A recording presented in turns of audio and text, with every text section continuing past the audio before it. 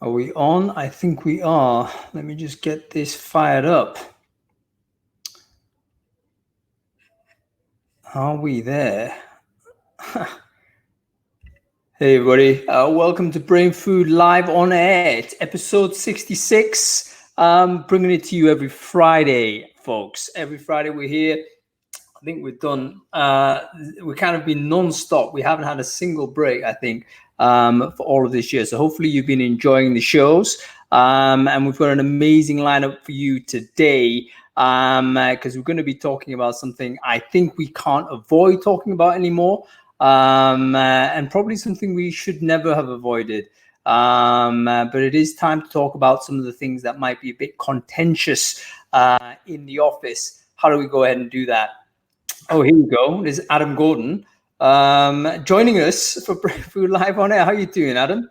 Yeah, can I tell you why I didn't get on straight away? And I only just realized every time I come onto Crowdcast, it asks me if I want desktop notifications for when things are going live. I'm like, no. Anyway, it came up at the same time as it came up. Do you want to come on screen? You're being invited. I had to click off of the desktop notifications option before clicking accept, and it wouldn't allow me to come on screen until I told them whether or not I wanted the desktop notifications. You know, that's actually a very good bit of feedback for Crowdcast, because sometimes when you blast people with notifications, we've trained our minds to say, of course, we don't want desktop notifications. Are you insane? And sometimes that means you're not invited on. So yeah, that can happen. So yeah, I think Crowdcast do watch this because we've got Louise working from now. So if you know about that, then that's something you should pay attention to. Anyway, welcome everybody. Just a quick one, a sound test for everyone who's watching. We are on Crowdcast, so everyone who's signed up and watching us on Crowdcast now, can you just please say hello in the chat stream there on the left-hand side of your screen, right-hand side of your screen. Just make sure you can hear me okay. Same goes for the folks on LinkedIn. I think we're multicasting over on LinkedIn Live on my private account. If you can hear me fine on there, just say hello, say hung, I can hear you, please get on with it. And in Facebook, I apologize for failing to go live on Facebook last week. I blame your wife, actually, Adam, because she called me just about we were about to go live, and I didn't go live on Facebook. So if you're watching this on Facebook and you can hear me okay, just say, hung, I can hear you. Please get on with it. Okay, I think we're getting yeses from all of these channels, which is fantastic. We've got an awesome show for you today, folks. As I say, we're going to be talking about politics in the workplace. Super interesting topic. But before we dive into it, let me first of all say a big shout out to our sponsors this week.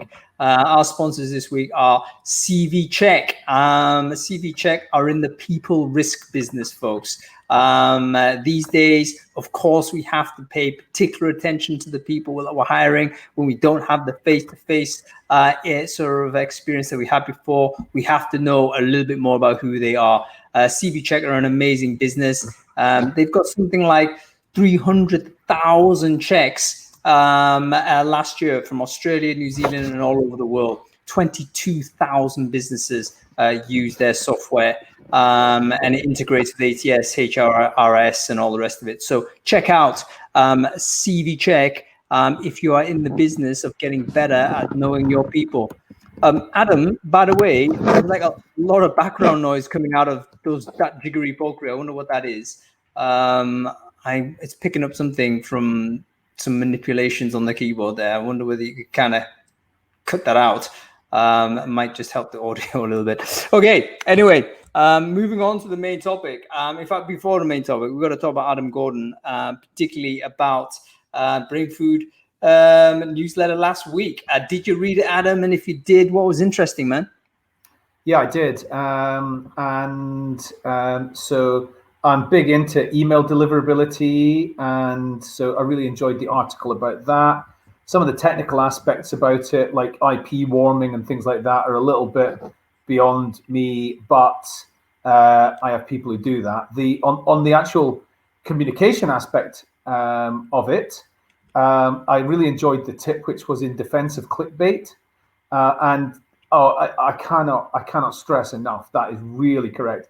You send a boring subject heading, you're going to get a tiny open rate. You send a really important or really interesting subject heading, a lot more people are going to open it. So that's the first thing. Give me an example of an interesting subject line, like at the top of your head. What would be interesting to get generate a decent amount of opens there? So if I wanted people to come to Brainfood Live, I would. My subject heading might be, "You need to join this on Friday. It's really going to change your life." Right. So hyperbole, you got to get it in there and really pump it up. Yeah, it's interesting how you do it. And by the way, all of these like little tricks will work for a period before everyone adopts them, and then it starts getting cliche again. But one thing I found works for me is if you've got the first name of the person and you've got a way to insert first name into the subject line, it tends to generate significantly higher open rate. So if I can say, Adam, check this out, instead of check this out, the Adams are going to open that email a little bit more than they did before. But anyway, I've just shared the link in the chat stream on Crowdcast. You should absolutely look at this post. I don't think there's anything we don't know, but it's stuff that we really need to be reminded of. How do you basically get improvement on your email deliverability? And in particular, how you take care of your reputation. Because if you blow your email reputation by sending too much spam out there, it's very, very difficult to recover from. And you might find yourself getting continually lower and lower open rates because of it. So yeah, great post by Intercom there. One other one I just wanted to mention in that was around personalization. And the examples they gave were a little bit simplistic, but the more personalized you can make your email, the more likely it is that people are going to interact with it. So it's not just about them opening it, it's about what they do from there. You really want them to be clicking things, and that improves your email deliverability as well if people are actually clicking through. Yeah, this is where you need a CRM basically. I mean, if you're just cranking out a big push and then you're not tracking behavior after you've sent it, you're just firing off into the dark. So you do need to have some sort of system that understands the behavior of the people. Oh yeah, final thing on this post, which is super interesting, by the way, is the percentage of people that don't open your email after having a sequence of not opening your emails, it drops through the floor. And you'd verify this, Adam. According to Intercom, it's like less than 1%. If they haven't opened your email after 10 email sendouts, which sometimes you do if you're on a drip campaign or whatever, their chances of opening the 11th email are less than 1%, I believe. Don't open it if they haven't opened the first 3. Don't send it again. Yeah, that seriously ruins your email your sender reputation. There you go. Don't send it after 3. Never get to 10. If somebody hasn't opened it. That's really good advice, and that's advice probably Brainfood needs. I'm wrestling with how to do that because it would probably mean that I've got to auto unsubscribe lots of people that may or may not want me to do that. So I'm kind of wrestling with how exactly to play with this. But anyway, that might be a discussion for another time. Okay, what else, Adam? What else was interesting? Well, so the CEO, I don't know if he calls himself, no, he doesn't call himself CEO. The founder, one of the 2 founders of Brewdog, was slagging recruiters off on LinkedIn. So, you know, he's been doing this for a long time. He did it on a well-known TV show or a well-publicized TV show from about 5 years ago. He's done it on Twitter multiple times. He did it in his book. And so it's not really new, him criticizing recruiters who, in his words, spend 30 seconds surfing LinkedIn and then send a 30 grand fee, I think was effectively what he said. Mitch Sullivan's review of this blow up was very funny and absolutely correct. There is a lot of charlatans in our industry. Just get over it. There is. So, you know, if we're going to get a reputation for being charlatans from somebody who's just told what as he sees it, you know, it's just like tough luck. I think we can do a better job and then prove as individuals we're better than what he's making out. But a lot of people were commenting on 30 grand. Nobody does 30 grand fees. Well, if you're sending somebody he's only going to get involved in like director level positions, and of course it's going to be a 30 grand fee. So that's normal. But there's nothing we can do about it other than change the reputation of our industry. That's the only thing we should be doing about it.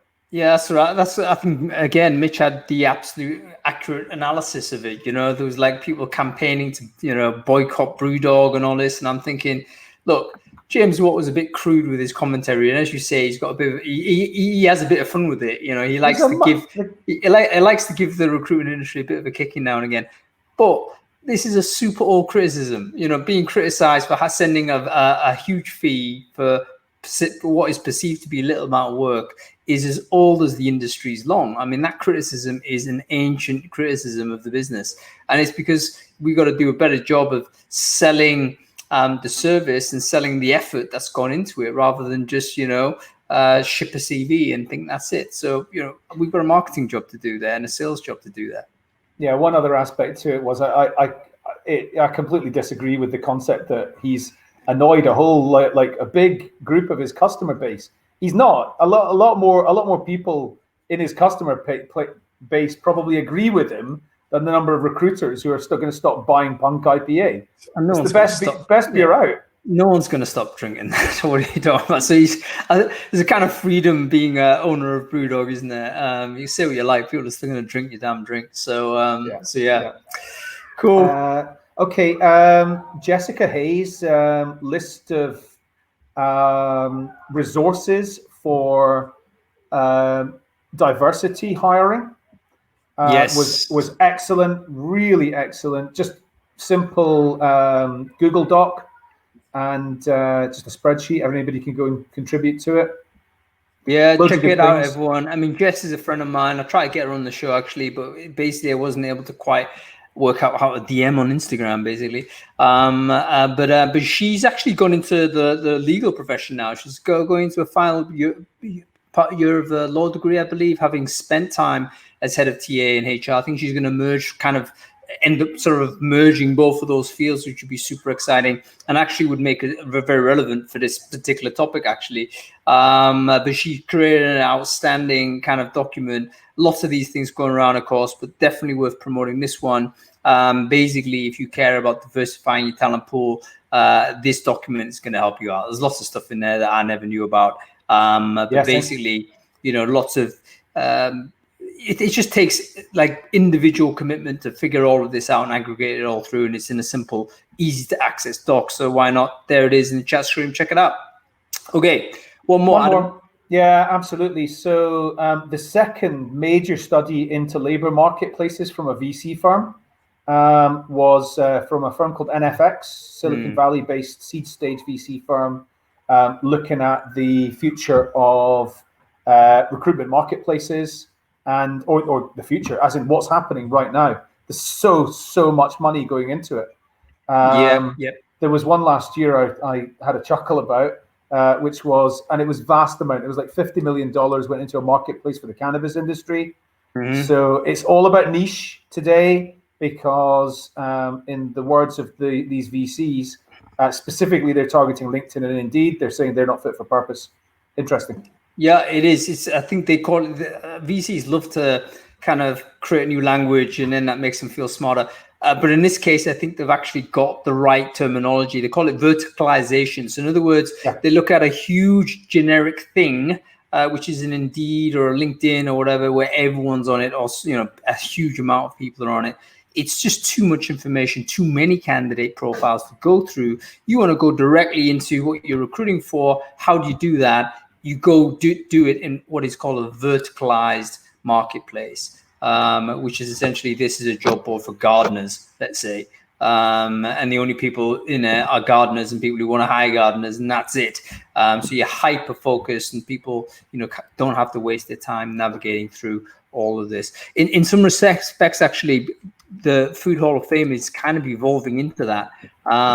This is a kind of a little thing that I built on the side with no real idea as to why I'm doing it, but it may emerge into becoming a verticalized marketplace for recruitment people, which might not be useful. I've just shared it in the chat stream there as well. All subscribers welcome to join. Okay, that's it. Can I just make one quick request? I just want to draw everybody's attention to something really quickly, which is I've got anybody that's been made redundant and is interested in tech talent acquisition. I have a private roundtable event next week on Wednesday with 10 global TA leaders from companies like IBM and big businesses. And I'm gonna allow one person who's been made redundant recently at a kind of recruiter level to come and sit in on that, get involved if they want, but come in and sit and learn some insights. Anybody that's interested in that, if they just click on the link that I just posted in the chat and just add your name, and it might be really useful for you and interesting. And so I hope that's useful.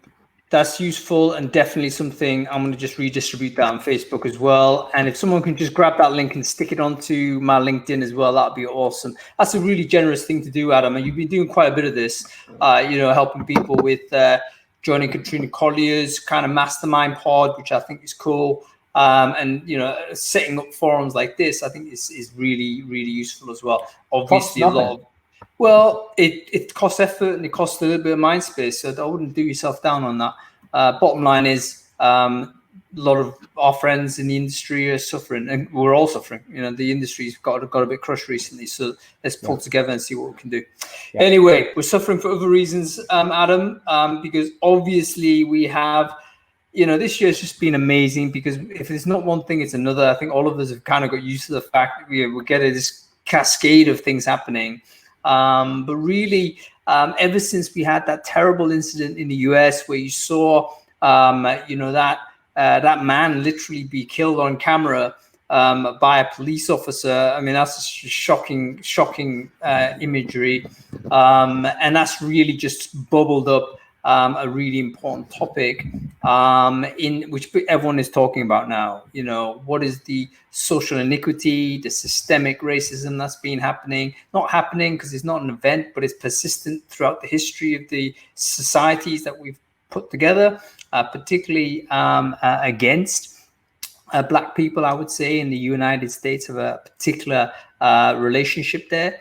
And yeah, I just wanted how it washes back to us in recruiting is obviously, what do we do with this? And it seems that in HR and recruiting, we obviously have a very important role because we deal with people, culture, and all the rest of it. The stuff that in the good times, we want to embrace. We want all of this stuff. We want to own all of it when it's like all happy clappy. But when it's tough, this is like suddenly it becomes a hot potato. Like, how do we have conversations about race in the office? How do we create the circumstances where people can articulate their points of view, no matter what they are? Or is there a line as to what points of view are valid? And indeed, does the company take a position on it? A lot of companies taking a neutral view and saying, hey, listen, we're not getting involved with politics. We sell shoes. We recruit anybody. We don't look at the politics of it. But is the neutral stance itself a position of privilege, in the sense of, you've got the privilege of deciding not to care about this, whereas in fact you need to be fully involved. So the question on the topic of the show, and we're going to bring in Jim and Kate and maybe even Chad as well a little bit later, and anybody else who wants to be involved, by the way. The more voices, the better, I think, in this one. But what is the role of HR and TA? So I want to ask you the question firstly, Adam, before we bring our guests on. Your views on this, sir?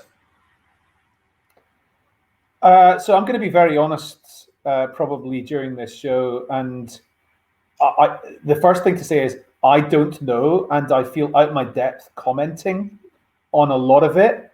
I can commit to the fact that I'm interested in it. I want things to change.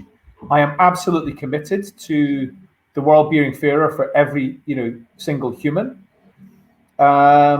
There are often times where I feel like I can't say anything because I might say something I think is the right thing, is what I think, and it is what I think is right, but actually I'll say it with the wrong words. I had a problem yesterday, and I talked about I had an argument with somebody because, or somebody was angry with me because I used the term initiative to describe what they'd done around Black Lives Matter. And they weren't very pleased that I'd used the term initiative to describe what they'd done. So I think I'm going to listen and contribute a few things depending on the way the conversation goes. I'm got a real problem with tokenism. I've got a real big problem with tokenism. What do you mean by that? I mean a rainbow logo that's been put up by marketing without anybody else's input. Yep. I really believe that everybody should be promoting equality of every single type, but a company is not a living person. A company does not make decisions. People make decisions on behalf of that company. And if those decisions are getting made by marketing, I'm very, very cynical about that. So a company with a rainbow logo that has got no anti-bias processes or technology involved in its recruitment is a bit of a paradox for me. So, right. So you're talking about the inauthenticity or the superficiality of, you know, putting on a rainbow flag or saying Black Lives Matter or whatever it is. You're kind of signaling your commitment, but actually how committed are you? Because you've not put into place the systems or the processes to debias your recruiting approach, let's say, or to diversify your workforce and so forth. So, I mean, I do accept your point. I think that's some upon occasion worthy of criticism. But at the same time, I think we're all moving at different speeds and at different, you know, we're not going to magically turn from a kind of a homogenous company into one that is diverse. There is a process to get to.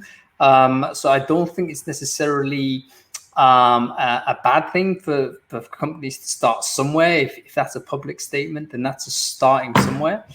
I think it's worse than I think it can be worse than superficial, though. I think it's potentially very cynical. If it's inauthentic, that's a different story. You know, if someone's got the flag out there and they've done nothing over years, and you're, what on earth is going on there? Have you got a cat in the room or something? Yeah. You do. That's totally fine. Bring the cat on camera, though. No.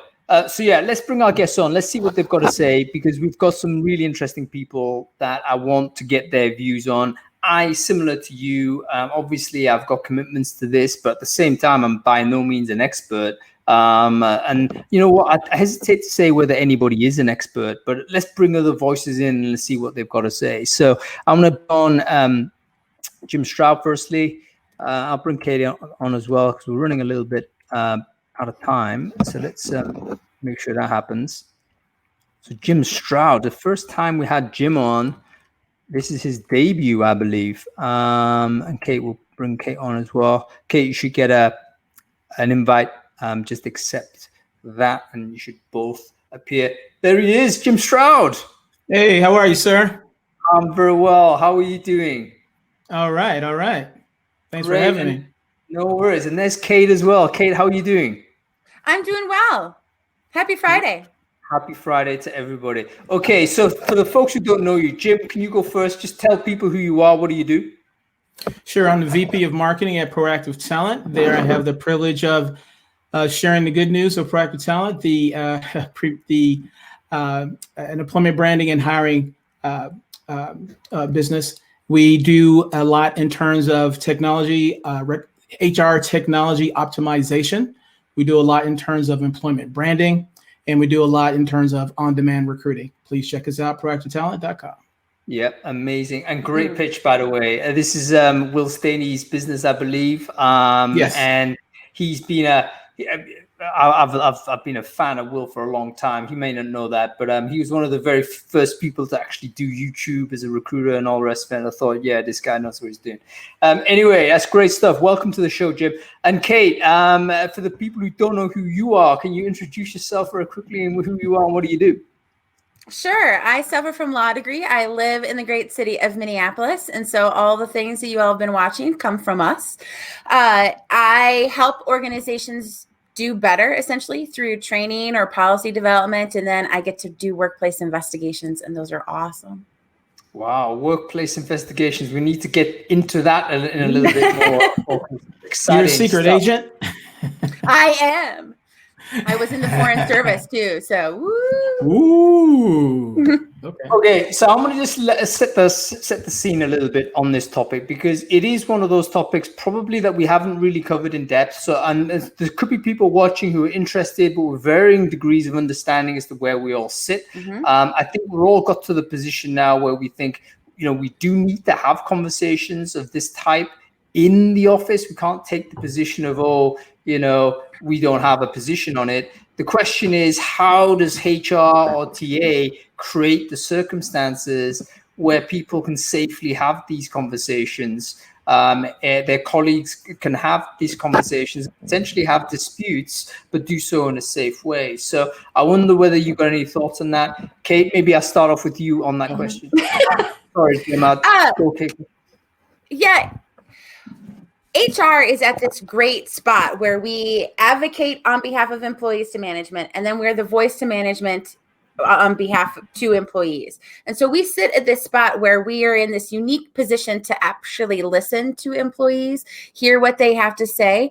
And when we watch police brutality, like what the murder of George Floyd, that kind of racism that exists out there is in our workplaces too. And so we have to grow a titanium spine and start having the courage to have conversations. We can start exactly where Adam said, where I feel a little uncomfortable, I don't know everything, but that's a great place to start. Acknowledging that we should have these conversations about what people are experiencing in the workplace is a great place to start that conversation, where it is, we're going to need to learn about them, whether it's we're reading books by Dr. Kendi on how to be an anti-racist or white fragility or any of those kinds of books. Then we have to say, okay, we understand that there is a systematic problem.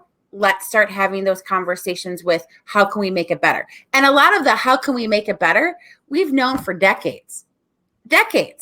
And so we really have to figure out how to actually put those into place. Okay, great. So Kate, first things first, you've already introduced the first point is we've got to acknowledge that we should be having a conversation, but also be comfortable with saying you don't have all the answers, or we may be kind of approaching it from a position of imperfect knowledge and saying, look, this is an issue. We need to talk about it. I personally don't know everything, but let's find a way to learn more. So even saying that, I think, is a huge thing. And acknowledgement, by the way, psychologically is hugely important in any kind of situation of injustice. If people just acknowledge that you're being heard, oftentimes a lot of the outrage is about not being heard. So I think that is a really great point to make. Jim, let's hop to you. HRTA, the reason why I want to bring you on is because you wrote that blog, actually, which I thought was really good way to give an outline as to how HR or TA should be handling this scenario, and is really topical and timely. I'm going to try and pull it out and share it in the chat screen a bit later. But give us your view on this. What is the role of HR and TA? That is controversial also. We've gone ahead to say we do have a position, but I understand there's other sort of factions within the HR community that say, no, we don't really have that.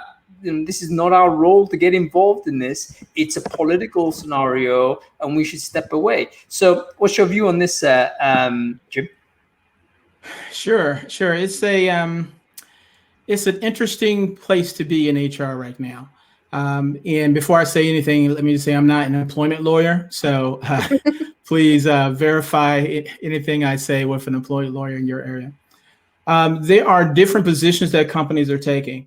You have some in the view of, say, like the National Labor Relations Board, which is a government entity that says it's basically okay to have political discussions in the workplace as long as it's not disruptive or harassing, because that could create a hostile workforce. And then you have, on the other side, you have companies that say, okay, we have freedom of speech, but freedom of speech is governed, says that the government can't dictate what you can say. We as a company can have policies in place that say that we don't want certain things, certain politics. We don't want politics as a whole, rather, discussed, or we want politics discussed, but we want them done in a orderly fashion or in a less harassing way. So it's really interesting. I think that companies should be very proactive. And I think, to Adam's point, forgive me, Adam, is your name Adam, right? yeah, to Adam's point, sorry about that. To Adam's point, he mentioned something that really resonated with me earlier about authenticity. You know, prior to everyone witnessing a murder, and I guess in real time, which I guess doesn't happen every day, but prior to witnessing a murder in real time, there was racism before that, right? It didn't just all of a sudden happen before, right? And so I think that a lot of companies are doing things to appear woke or to appear hip or to appear like they want to do something in reaction. And it comes across as them jumping on a bandwagon. You know, let's just give some money to an organization so we can feel good about ourselves without actually making any real consistent or impactful change, you know? So if a company says, you know what, I'm going to give $1 million to Black Lives Matter so that proves that I'm woke, but at the same time, my hiring practices or the makeup of my board doesn't reflect anything substantial or anything real. I'm just giving some money away to sort of ride the wave. And then when it's all over, business as usual, you know?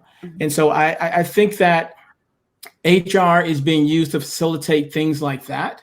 Let's take let's do something, let's give some money, let's do some sort of gesture to show that we're not racist, which is what everybody doesn't want to be called, whether they are or not, you know. But let's not take a serious stand on how we do things, therefore showing they're not really authentic. They just want to ride this wave out.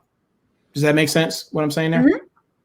So this actually leads to maybe a second point, because, you know, Kate was talking initially to say the acknowledgement side. That's one thing people need to do as the first thing. You've got to acknowledge that this is something you've got to talk about. The second point, in support of Adam's point here, is that there has to be genuine, authentic, and deep kind of commitment to change. You can't just slap some paint on the outside and say that's done. So go ahead, Jim. Yeah, when you say commitment to change, it makes me wonder a couple of things. Like, what are these initiatives intended to change? Now, to my earlier point, there was racism before this incident. And when this time in history goes over, there'll be racism after the fact. Would giving money to an organization, would it change anything? Can you change people's hearts by giving money away or initiating a program? No, you'll always have a certain group of people who will have negative actions or who will be negative. That won't change. You can maybe change the consequences of acting on it. You know, that's why you have laws, you know, like the Civil Rights Act and things like that, to change the consequences of a certain law, but you will never change people's hearts. And I think that if HR puts itself in a position to say, we're doing this because, one, we're against racism, but also the underlying goal is to change people's hearts. And if we do this program, it's going to change people's hearts and make the world a better place. That's a losing proposition. That will never, ever change, you know? So I think it will be in a company's best interest to do things like having their employee handbook examples of things to prevent harassment or discrimination, which plays into a lot of social and political issues being played out in the office. I think it should be more of information on conflict resolution so that when discussions come up, when the next big thing happens, people know how to talk to each other. I think what would be beneficial if there was a big movement in how to promote a civil debate, civil discourse, how to express yourself, what should not be discussed, when to take it to a certain level, when not to, because that's the lasting impact that will happen. This, as horrific as watching this murder in live time was, this is a matter of time that will pass. And what's going to remain is how people interact with each other. And I think HR should take that kind of role. How are we going to train our people how to manage conflict, you know, and what's going to be allowed in the workplace when it comes to political discussion? That's what I think will make a real impression. Yeah. Go ahead, Kate. I want to make one point clear. Talking about ending racism is not political. It is a human situation that we need to overcome. So this fear of saying the words Black Lives Matter because it might be political is bullshit. It means nothing, because making sure that you're not being racist in the workplace, that you're working against that kind of situation, doesn't mean that you're taking a red side or a blue side. It means that you're recognizing that people come to us as humans in the workplace, and that we want to treat everyone as humans, that lives actually matter. And so this idea that I can't talk about politics in the workplace is, I'm not asking you to talk about who you're going to vote for or a particular stance on a particular taxation policy. I'm asking you to stand up and say, this is the position we take as humans, as representatives of human resources and talent acquisition. That's not a political situation. The thing is, though, Kate, in places, especially in the USA, to an extent in the UK, but very, very much in the UK, everything's becoming politicized. Oh, and for sure. I listen to the way people are talking in America right now about the upcoming election, and it appears to be you either are going to vote for a racist or you're going to vote for a semi-communist. And that's your choices. That's the only choices you've got. And I'm thinking, hold on, this is not quite what's going on here. But everything has become politicized. I get that. But what our job as an employer is to say, if you see this as political, here's the reason why it's not. And we've gotten into when Twitter was just 140 characters, we got into the little sound bites. So those are the things that helped us. We have to step back and say, maybe we need to learn at 1,000 characters instead of 140, and say that this isn't just red, blue. This is how we talk about people. And I understand that you might think this is political. We do the same stuff with masks in this country at this moment, which is ridiculous. But, we can say this is designed to help protect you. This is designed to make our workplaces reflect the communities that we live in. That's the stance. We should need to be able to articulate why it's not political when an employee says, well, you're just taking the side of Joe Biden, or you're just taking the side of Trump. I don't think it's worth it for employers right now to say, well, we're not going to talk about politics because that's not anything we want to get into. I think employers have to take a stance on particular how they're going to treat humans. I can agree with you about how they treat human beings, but I think it's impossible for a company to not consider the political stance they stand on when you have examples like these. Like, for example, you have Oracle, Larry Ellison, the CEO of Oracle. He had a fundraiser for Donald Trump in his private home, and employees decided to have to schedule a time to where they just would not do any work in protest. You have people at Amazon who have created some sort of association within Amazon where they are complaining about how Amazon's carbon footprint. And they're saying, because you're not being serious enough about climate change, we're going to walk out. You have employees from Facebook walking out because they don't like how Facebook handled Donald Trump's posts. So I think, and then you also have this other example. There's this coffee shop in Ohio I heard about recently where they have a coffee discount or something for uniformed police. When police walk in, they get a discount on coffee or something like that, right? And because of these defund the police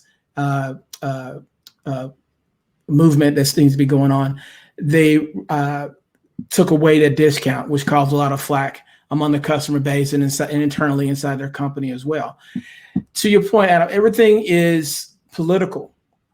And I think that it will continue to be political. I think it'll increase in volatility as we get close to the election. And then post the election, it will go even further, probably, whoever wins, right? I think companies really need to take this time now to be proactive, to look at their policy. Again, tagging on additional notes onto discrimination and harassment in the workplace, because you can attach politics to that, and then redistribute it in the office and say, either if you're going to talk about politics, do it on your lunch break. Don't do it on company premises, which I guess is easier nowadays. But I think the tricky part about it, which I would encourage anyone to talk to an employment lawyer about, how do you put rules in place to keep political discourse at a certain level or an acceptable level, or encourage people to have civil debates, whatnot, when everybody's working from home? Do the rules of civil discourse and debate and that kind of thing, how does that apply when people are working from home? Are you telling people what they can't say now in their own home, even though they are technically working for you? So that's another issue that I think HR will eventually have to tackle very soon, especially as all this stuff builds up more and more. And then finally, and I'll shut up. I like your point about saying humans matter, and it's not about, and saying Black Lives Matter is not a political statement. But I would respectfully disagree in that, because just by saying in the workplace, all lives matter, not just Black lives, all lives. And then you go to the argument of saying, well, Black people are hurting now, so by saying that, you're disrespecting Black people in their lives. And then someone could say, no, all lives include Black lives. And so you can go back and forth on that. And that is a politically charged statement. It's a social statement. To you, you may not see it that way. But in HR and in conversations, you have to think about the perception of the audience receiving that message. If the audience receiving that message sees that as a politically charged message, then your intent may not be political in that regard, but they may receive it in that way. So if the intent is to have a civil discourse or a conversation or to persuade someone one way or another, you have to be very cognizant of the language you speak, because even if you do not intend it to be that way, and if you think the person is crazy for thinking that way, if the overall intent is to persuade someone to your way of thinking, then you have to be careful of the words you say, thus it being political. So I think, whereas you in particular do not see it that way, and I think a lot of people follow your view, is still, I think, a political thing, because, as I said, just go into the office and say all lives matter and watch all hell break loose for some people. I have a question specifically for you, Jim. My question is, do you believe that Black Lives Matter is the right term to describe what that movement wants to achieve? Do I think it's the right term? Yeah. Because of what you just said. Some people will respond with all lives matter, and some people go, that's fine, all lives do matter, and some people go, no, that's anti-Black, what you're saying there. So, is it? Yeah, let me tell you. Well, sure. Let me tell you what I hear, because you can't help but hear this stuff, right? All right. So, Black Lives Matter was formed to talk about police brutality and make changes in that arena. I mean, it may have blossomed beyond that, but that was the reason why, right? And so when the topic of it comes up, you hear the different counter arguments are, if Black Lives Matter, then why aren't you dealing with these other issues? Because by virtue of the title of your organization, if Black Lives Matter, you would talk about the Black on Black crime in places like Chicago, where on Father's Day, they had like 100 people die in Black community, and there's no conversation about that. Or you may hear an argument that if Black Lives Matter, then talk about the millions of aborted Black babies that happen in different neighborhoods around the world. And if Black Lives Matter, then why aren't we doing this and why aren't we doing that? So I think when you have that kind of title, it encompasses everything about the Black community. But it's originally was created to deal with one specific issue, police brutality. So in that regard, perhaps it should have been named, I don't know, Anti-Police Brutality Inc. I don't know, something like that, something that addressed that specific topic. But because the topic is so broad, it's easy to to get away from a righteous cause, right? And conflate it with so many different things. And because you have a topic, you have because it's named that way, and it comes across addressing so many broad topics, it comes across to some people as being ineffective. If it was, Blacks Against Police Brutality, and that's what the focus on, they say, okay, well, your organization is called Blacks Against Police Brutality, so I see why you're focusing only on that. Their focus is on police brutality and other things. Other people are throwing stuff on top of it. So it's polluting the righteous cause that it was intended to fix initially. So yeah, to your point, because people can make arguments all the time about if Black Lives Matter, you would do this and you would do that, which I think is valid to a certain point. I think just to interject on that, thanks a lot for that, Jim, and for your point there, Adam, as well. Whenever there is a movement or a slogan or whatever it is, inevitably it ends up expanding further and beyond what the initial intent was. This is true for any kind of political movement. You can pick any of them, and it has there'll be so many different strands going on in there. most of them kind of pointing in the same direction, but some of them are going to be off at an angle, and some of them might actually be, perhaps even counter, but they would still see that's the horse they want to ride on. So I think it's a very interesting thing to unpack, but I don't want to get too far into the sociopolitics of this because that's going to take us way too much time. And it's definitely something we want to explore, but I want to just take it a little bit further back to where we were in terms of how we operate as a business, as a people who are interested in healthy cultures and businesses. So one of the points that was raised in this chat so far is conflict resolution.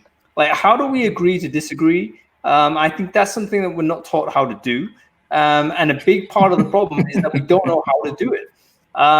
So I just wanted to have this kind of exploration. Kate, if I can go to you with this. Oh, by the way, folks, before this, anybody wants to ask any questions to Kate or Jim, please ask them in the Ask a Question feature on the bottom of your screen. We're going to get to those in a minute. Okay, so Kate, conflict resolution. How do we kind of put in place, and what do we put in place to make sure that we can kind of have really passionate debates, but not have destructive outcomes as a result of those conversations? Well, to Jim's point earlier, we put into place modeling of what that behavior looks like when we're talking about harassment and discrimination training and communication training, particularly for managers. We talk about conflict resolution. We talk about when there is a conflict. Humans are designed to avoid it. Generally, I live in the Midwest of the United States. We avoid it like the plague. So we have to learn how to embrace that uncomfortableness that comes with conflict and lean into it a bit and say, okay, we're going to disagree, but how do we do that respectfully? How do we maintain that kind of civility? And then when we reach that point of conflict, what does de-escalation look like? Because that is going to be a really important skill for HR folks to teach. I mean, I like to think of HR in part as we're communication coaches. We teach people how to communicate, and then how do we de-escalate that? Because a lot of the things that we're going to be doing in human resources involves conflict, whether it's a termination, whether it's two competing candidates who we're going to pick. That is conflict. And so we have to figure out how to manage that conflict and then de-escalate it. Policies, training are going to be things that are going to be really important, but the biggest piece is going to be modeling that behavior. So when there is a big decision that a company needs to make, how do leaders come up, make that decision? And are they transparent to employees about how they resolve that kind of conflict? I think that is important modeling that drips down to the rest of the organization. Can you explain to me as a dumbass, I'm a dumbass, by the way, Kate, in case you didn't know, what do you mean by modeling it? When you say that, I'm kind of imagining, okay, you scenario plan it out or something, and then you sort of... No? I think what you do is that when you have a meeting, whether it's over Zoom or if it is in person, when there is conflict, we show what we're doing with that conflict. We don't have just it all behind doors, or we're just going to take it offline. We have that conflict out in the open about decision makings that businesses are going to go through. I think when we hide that decision making, that conflict piece, we don't show how we resolve those conflicts. And I think sometimes that can be really important.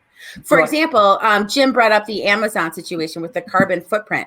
Amazon had been taking steps forward to reduce their carbon footprint, but a lot of the decision-making was held back and why they weren't going to do certain things. If they were transparent with that, that might have helped resolve some employee conflict. I think being transparent, showing how you're trying to resolve conflict is important. So this is great. So number one, we're already learning a few things, like default transparency is maybe a big cultural shift that we need to make, because I'm presuming most decisions are made by the leadership tier. Let's face it, that's why they're leaders. That's not a bad thing that leaders have to make those decisions. But perhaps the era of that, it just being rolled out without any explanation or involvement of the rest of the group of the people, maybe that's an old way of running a business. And in sort of the future way that we want to do it, the one we want to embrace now is to be very, very clear as to how we get to that answer. How do we get to those types of points? Okay, excellent stuff. Jim, you look as if you might want to contribute there. I mean, how do we get to the point of conflict resolution in particular? We talked about transparency. Kate, you mentioned the first thing to do is, hey, if we're transparent with how we're talking and what the policies are, that in itself is going to help any, take a little bit of the energy out of a potential contentious issue. What other like practical techniques would you recommend, if you like, for companies or managers to employ that might, be able to, create a space where people can have this conversation and not sort of have it explode into destructive conflict? Sure. I was going to say what Kate's saying, put on a t-shirt. Like, man, you got to model that behavior. What I would add to what she said, which I totally agree with, is that in addition to modeling the behavior that you want to see, I think you should also have an open discussion of what you don't want or what is not acceptable in your workplace. Mm-hmm. One phenomenon that is going on in the States that I really hate, and I mention these phenomenons outside the workplace because if it happens outside the workplace, it's just a matter of time before it becomes into the workplace, because people are people and they're going to bring themselves with them to work. This phenomenon of cancel culture. All right, cancel culture basically says, I don't agree with what you have to say, so I'm going to be disruptive. I'm going to do what I can to have you deplatformed so other people can't hear you because I disagree with you. You don't have a right to speak anymore.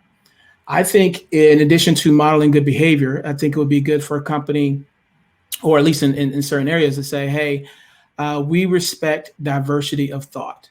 There's a big push on D&I in different companies where they want so many people in the organization to be of a certain ethnicity, but there isn't much in terms of diversity of thought. Even when you want to hire people that are per se Black or Hispanic, whatever, you have assumptions of how they think. So you think, okay, you're Black, you must think this way. So by hiring you, I'm increasing diversity, and they're looking at the outside, but not the end. So I think that I'm going around in a circle. Modeling good behavior is good. Focusing on diversity of thought so that it's not just a matter of how people look, but how they actually think, which is a great benefit to a company, and there are studies on that. And then thirdly, speaking out against the cancel culture, because when you speak out against the cancel culture, you're saying that we disagree with people who want to be disagreeable simply because they don't agree with what you have to say. We want to hear diverse opinion. We want to hear diverse thoughts. That should be reflected in our meetings with our people. It should be reflected from the top down. We're really big on that. So that's what I would add to what she said. And the only thing I would add is that we're going to have a common set of values that we're going to have as an organization so that we can have diversity of thought in the organization, but we still have these core values to it. So for example, the dude at Google who thinks women are bad coders because of their virtual nature. That's not diversity of thought. That doesn't share the same value that we all have, things that we can bring. That saying that women are bad coders is not a diversity of thought. That's just discriminatory. So right. I want you to have no. I was wondering. I hadn't heard that part. I was like, really? Okay. Go ahead. Yeah. James Damore, I think is his name. But if so, we're going to share these same values that people are people. We want humans at work, that we're going to treat people fairly. But the diversity of thought revolves around those values, that if you don't share the same value of humans, then you don't belong here. If you don't share the same values of we're going to be, very cognizant of efficiencies and cost pieces, then you don't belong here, that you just want to spend a whole bunch of more money. So define what those values are and then have diversity of thought around that. That's a really good point, Kate. And can I pick it back on that too? I'm afraid you can't, Jim, because we're running out of time and I want to get to the question. Man. Okay, go ahead. But I just want to say that might be like a pathway through this, because there is a tension, isn't there, about how diverse is it? Because if you're completely open house to every single idea out there, then suddenly you're going to involve sort of opinions that are not acceptable. Right. So there is a paradox of diversity, so to speak, in the sense that you can be so diverse, then you'll atomize the company. Because the company can't persist with these intractable kind of inconsistencies. Okay, I'm going to go to the questions real quick because we've only got 5 minutes left, and we've got some great questions here. Here from Marvin Smith. So Marv, I'm going to go with you first. Here's the question. At my organization, We have engaged in race conversations and they are exhausting emotionally, parentheses. How do we engage in long-term transparent conversation that can lead to productive change? So I think what Marvin's saying is these things, we can't just keep doing them because they're just totally absorbing all of our energy. Like, how do we actually have a more persistent, sustainable way of talking about race? Jim, you want to take this one first? Sure. That is interesting. That makes me wonder a couple of things just in having that conversation. Do we as a recruiter hire people based on skills or based on values? Right. Let's say, for example, I don't like purple people, and I have no desire to be around purple people, but I have the skill set. Now, when I go to work, I'm doing my job. You have no idea that I don't like purple people because I'm doing my job and I'm doing it well and I'm bringing value to the company. But you find out later on that I don't like purple people. How does that affect your hiring practices, and how did that affect race, discussions of race? I think that people, there never be perfect people. There always have some sort of issue or negativity about them. It's just a matter of gauging the action. You can say at our company, we will not tolerate this action or that action, this action. But if you think a certain way, if you long as what you do does not interfere with somebody else who's working over here, then it should not matter so much what you're thinking because you're not acting on it.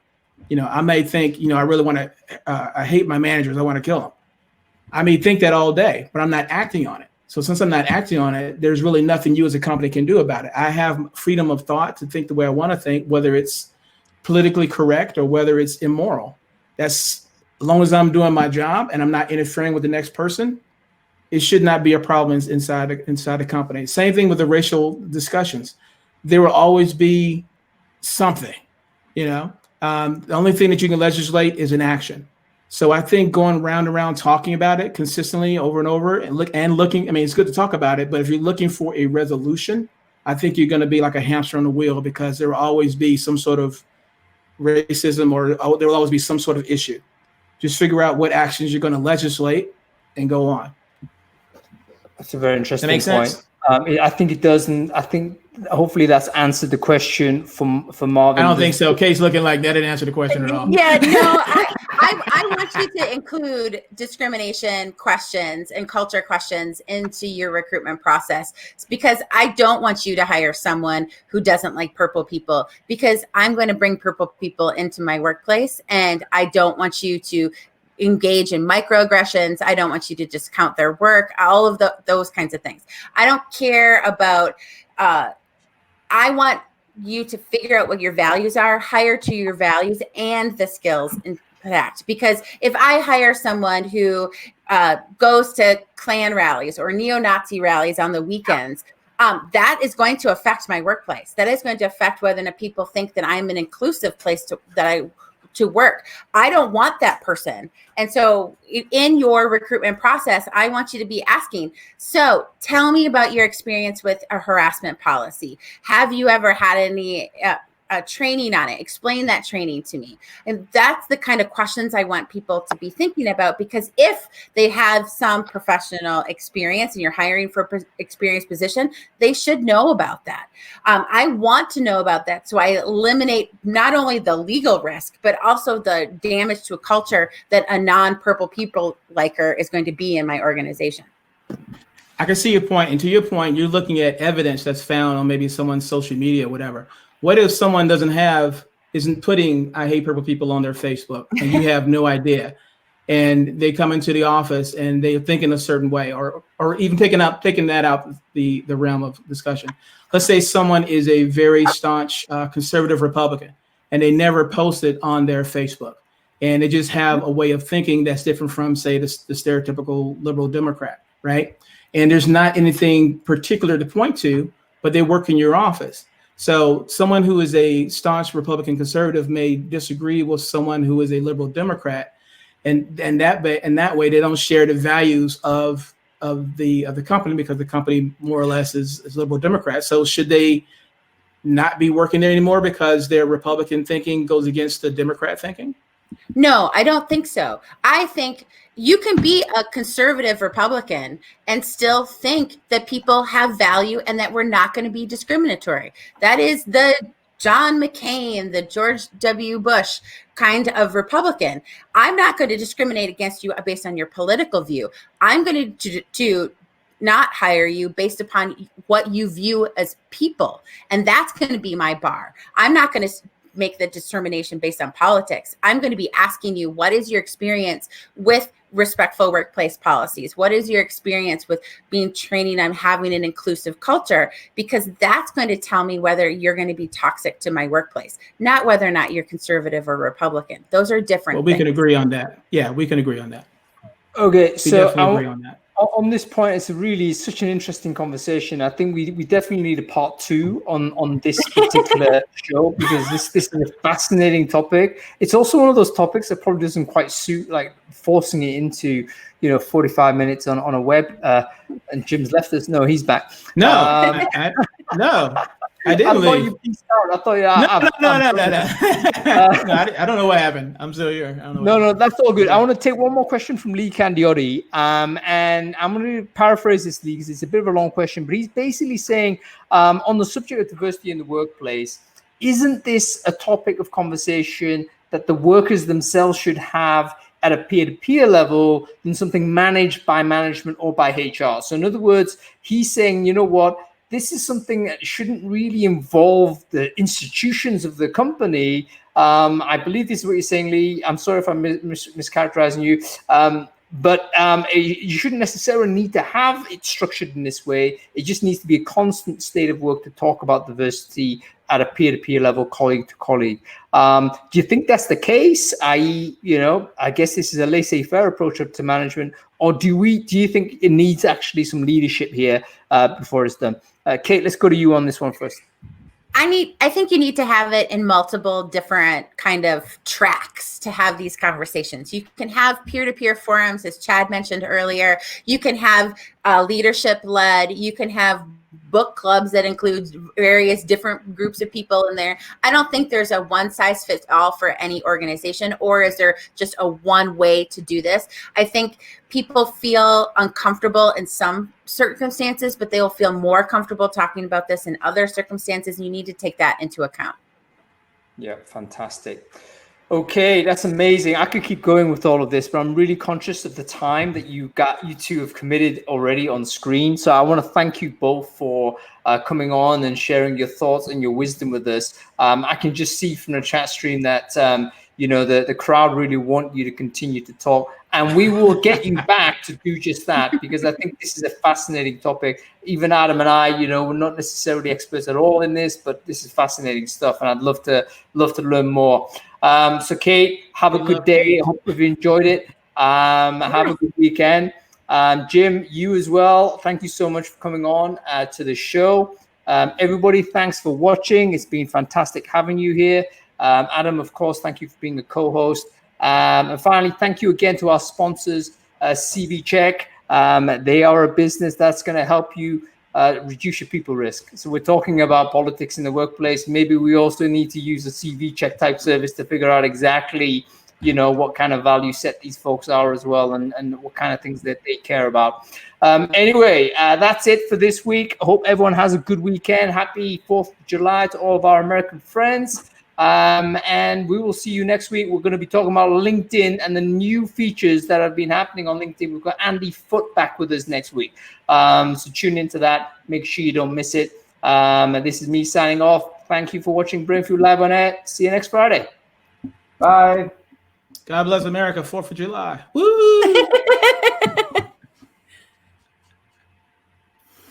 All right. Are we still on? I think we're still on. We are. This is the behind the scenes. This is the after show.